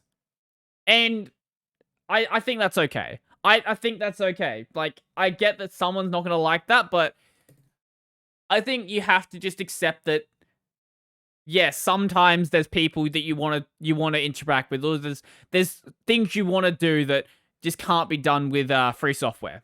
Gaming, for example, or talking to my boomer parents. Both those things.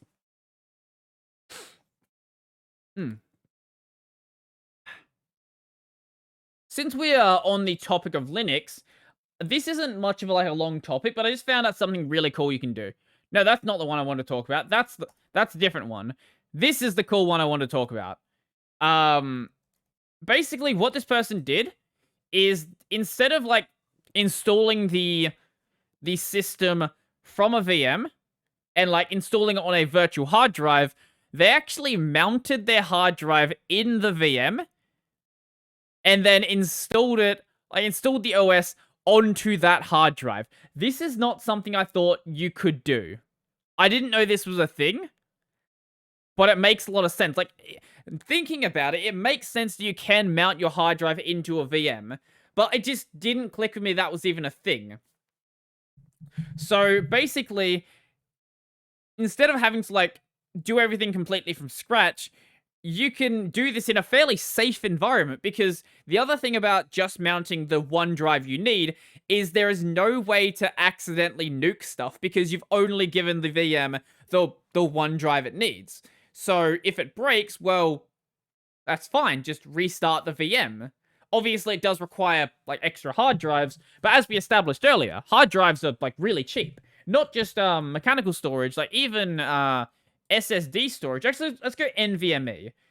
So, let's go 1 terabyte NVMe. Like, just go balls to the wall with it. Holy shit, that's gotten cheap.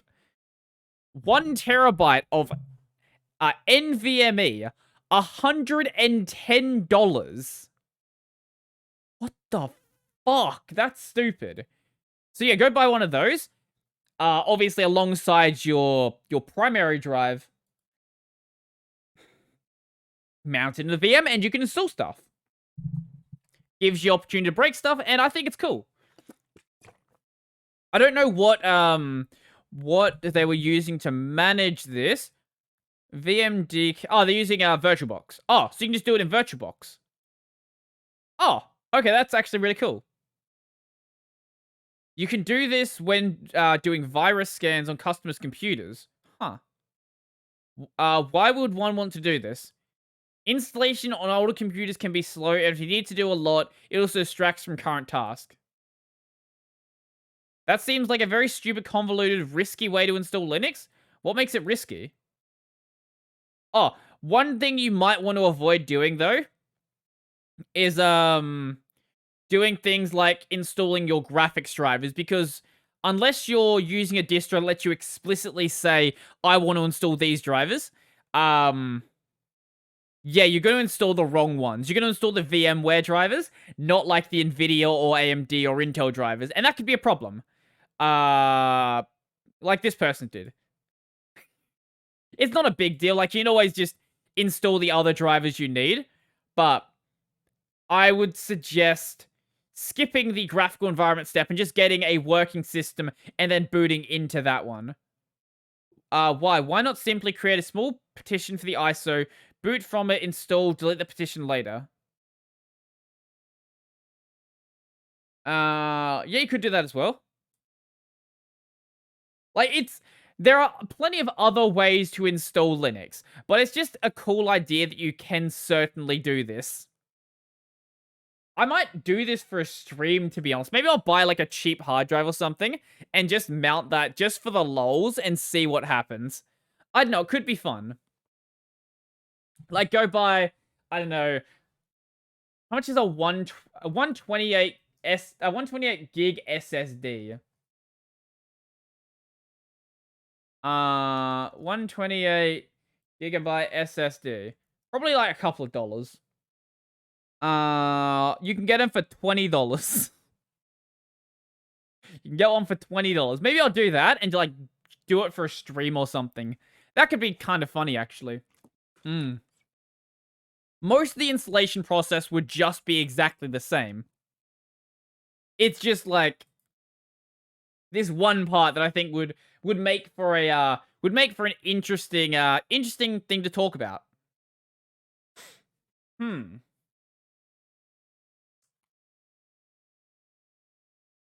Yeah, I think that's cool. Like, there's a lot of really cool stuff you can do with Linux if you like to dick around a bit. Like the thing I talked about last week, where you could turn a init system into a shell, for example, or just instead of using a init system, use a shell instead. There's a lot of really cool things like that you could do. Is this a good idea? I never ask questions I don't want the answer to.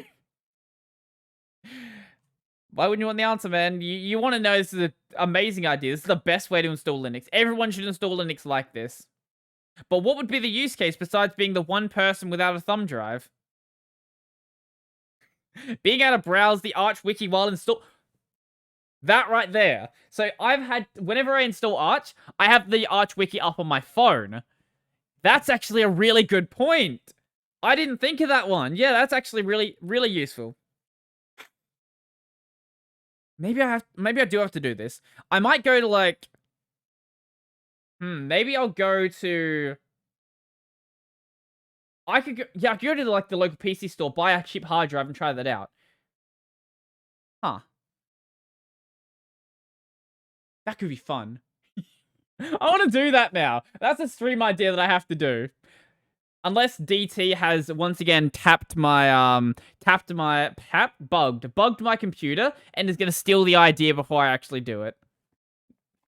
I've talked about my conspiracy theory before, that DT has bugged my computer because every single time I find a topic I want to do a video on, if it's like even in really obscure topics, the day before I upload my video, his video will be live. Almost every single time. Maybe it's a coincidence, but a lot of these topics are topics I find on Reddit that were uploaded like 5 months ago. So it's not like it's, the hot thing on Reddit right now. But somehow, there's always this weird clash that happens. I don't know how. I don't know how this coincidence happens so much.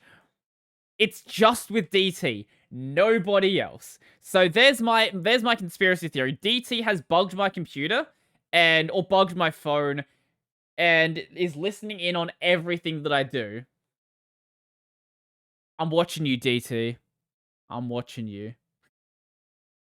Oh, so I was talking about this during the sound check, but my camera wasn't working.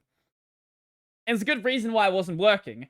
So I've been messing around with virtual camera devices using a tool known as Where is it? Is V4L2 V4L2 loopback. So V4L2 basically is the USB drivers used under Linux for cameras. And V4L2 loopback is the same idea as doing like an audio loopback, where basically you have the audio looping back into another device. So effectively creating in most cases, a virtual device. The problem with physical devices, under Linux, every single device is represented as a file. The problem with these physical devices, I don't know why it's like this, but in the case of a camera, if one program is using my camera, in this case, let's say OBS, and then I was to go over to I don't know, Discord, for example. Yeah, I'm going to open up the Discord website. Am I logged into Discord? No, I'm not. Shit. Okay, ignore that point. If I was to go into Discord, I wouldn't be able to use my camera under Discord. It just would not be there. And the reason for that is because of this process locking. And if I try to, like, open up the camera in FFmpeg or something like that, it will say, this device is currently busy. But virtual devices, for whatever reason, don't have this limitation. So if I make a virtual device, I can have it in OBS, I can have it in Discord, I can have it in Jitsi, all at the exact same time. No delay or anything like that. It works exactly as you'd expect it. Basically, all of the devices are reading all of the programs are reading the exact same device without locking it. And this is really helpful.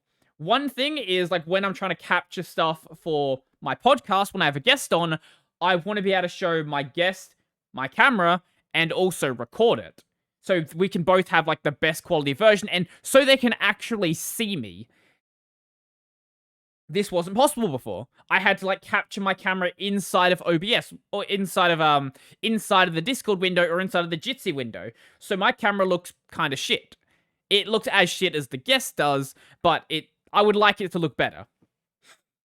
The other problem this causes is that I sometimes want to have multiple instances of the same camera under OBS. Now, you might not realize why that matters, but when you stream, sometimes you want to do dumb shit. And one of those dumb things you want to do is sometimes you want to have, like, funny meme cameras.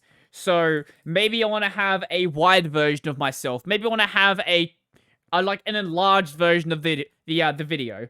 And you can do this. The problem, though, is when you start doing this to one camera, it is going to modify all of them. And that's a problem. However, if you make distinct camera devices under OBS, effectively like they're all connecting to different cameras, it doesn't cause this problem. And the other thing is, if I just have the one camera device and then I replicate it, then I replicate it so they're all linked to the exact same physical camera, I can't actually set different hotkeys. So if I want to have, like, I don't know, I think I've got 9 set to the wide camera, 8 to the big camera on my streams. I can't do that with a physical camera. With distinct camera devices, though, that's something that actually is possible. And all it really needed was, like, running this kernel module and then running FFmpeg to loop back the camera. That's all it needed. But the documentation on it is kind of shit. So I had to, like, work out a lot of stuff myself. I know Unfa was asking about this, like, a year or so ago.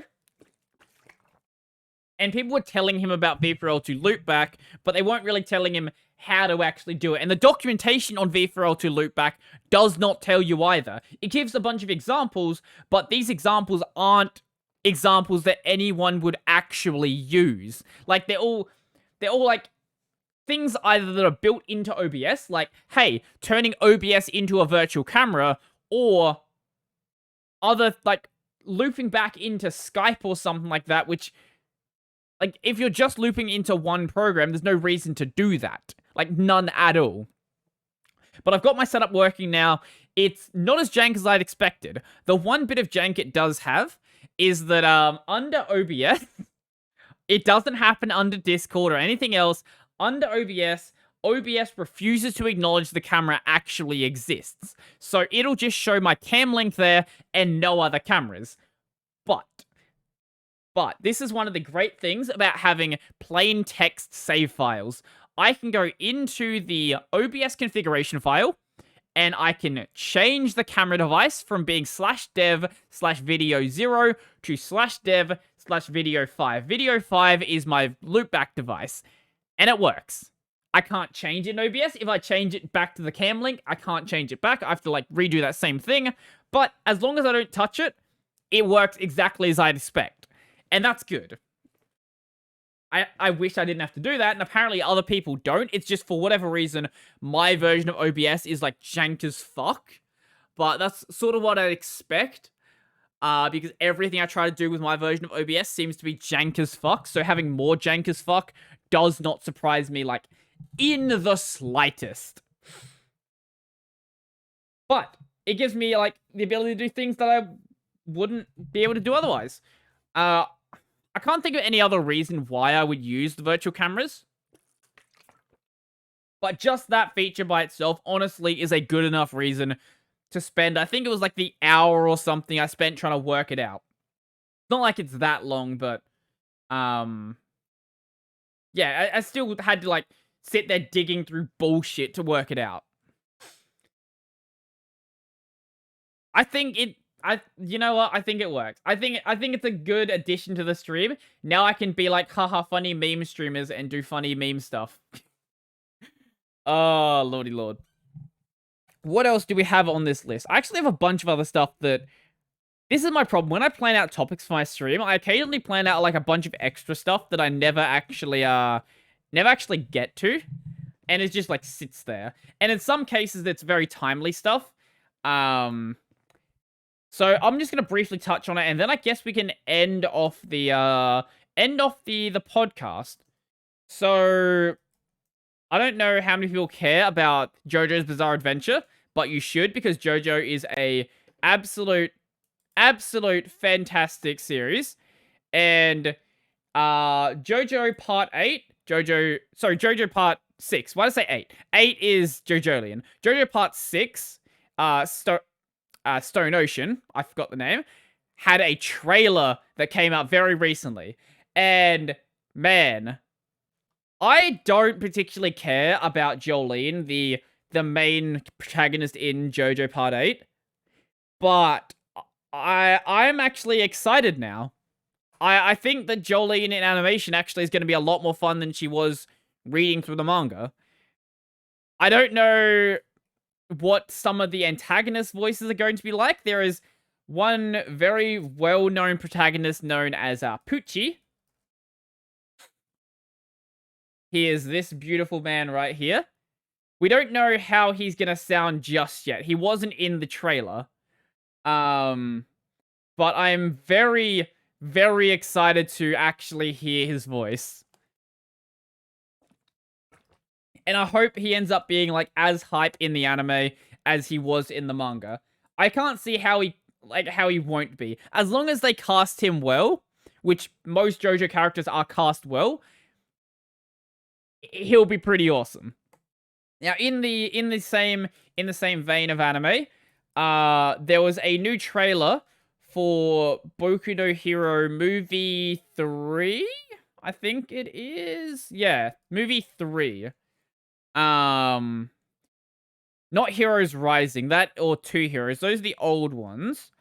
What's the new movie called? Shit. I'm forgetting what the new movie's called. Movie 3. It is called... Give me a damn name. Wait, is it Heroes Rising? Wait, no, Heroes Rising... No, Heroes Rising was the shit one. No, that was the good one. Why am I... World Hero Mission. World Heroes Mission. Yeah, that's what it is. I watched the trailer for this one.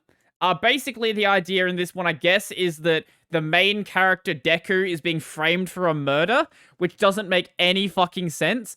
But all of the Boku no Hero movies don't make sense. They're all just, like, side story nonsense. He got framed for a murder, and, like, the main antagonist group is called Humorize. So the idea in Boku no Hero is that everyone has, like, superpowers. Even just, like, regular people. Everyone in this world has superpowers. And I guess this group called Humorize wants people to like go back to the state before they had superpowers. I don't know why they're called Humorize. Like, I get it. They're trying to turn them back into like real people, but it's a fucking dumb name for an antagonist group.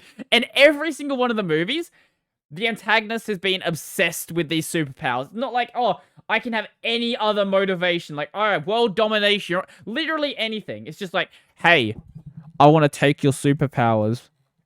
I am evil. Let me take your superpowers. Like, is there any other motivation that someone can have in this series? Even the main antagonist in, like, the main series has this exact same motivation. It's just like, I am evil. Let me take your powers. Grrr. It's like, stop. Boku no Hero is good. But, man, the motivation in the main series is good. But then when everything else in the franchise has the exact same motivation, it starts to get on my nerves a little bit. just a little bit. If the series wasn't so well animated, maybe it would be a problem. But I hope this movie does get screenings in Australia, like the last two movies did. And I will absolutely be watching it the second that I can. Because I watched Heroes Rising in cinemas, even though the story was fucking nonsense and it actually broke the entire canon.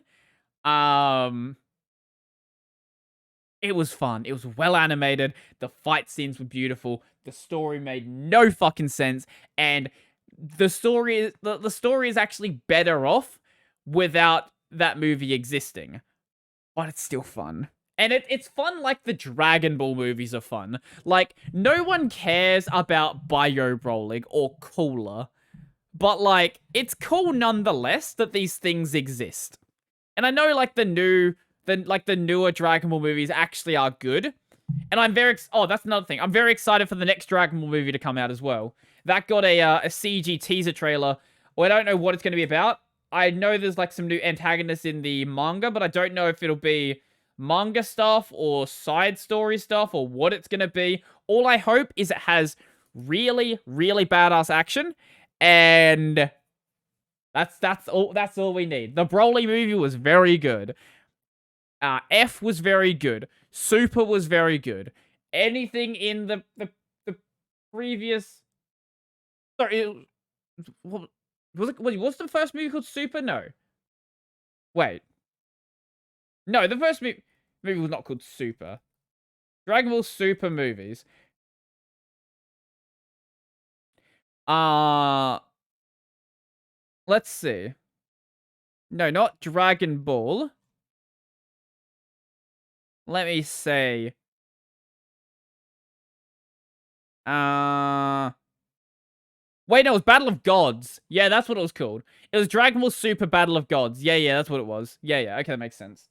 All three of, like, the Dragon Ball Super movies have been very good. Also, all three of the ones that are out. So I expect the fourth one to be hype as well. And you know what? If Dragon Ball's good at one thing, it's good at making hype. That's the one thing that Super has been really, really fucking good at. You can like, bash the writing all you want, and we can laugh about the 30-episode Frieza fight back in, like, Dragon Ball Z, but when it gets into those fight scenes, the fight scenes are always really fucking hype. And I think that is as good a point as any to end off the podcast. Dragon Ball is hype. Boku no Hero is hype. I forgot what else I was talking about. JoJo is also hype. And I'm excited for the next installment of JoJo's Bizarre Adventure. I don't like Jolene, but maybe the anime will make me like her more. As for who you should go check out, who should you watch? Oh, actually, you know what? I'm gonna give a VTuber suggestion. I don't think she's streaming right now. No, she's not. If you want a fun streamer to go watch, I suggest you go check out Mofinu. She's one of Cyan's friends. I popped into her stream the other day, and yeah, she's a lot of fun. I highly suggest her content.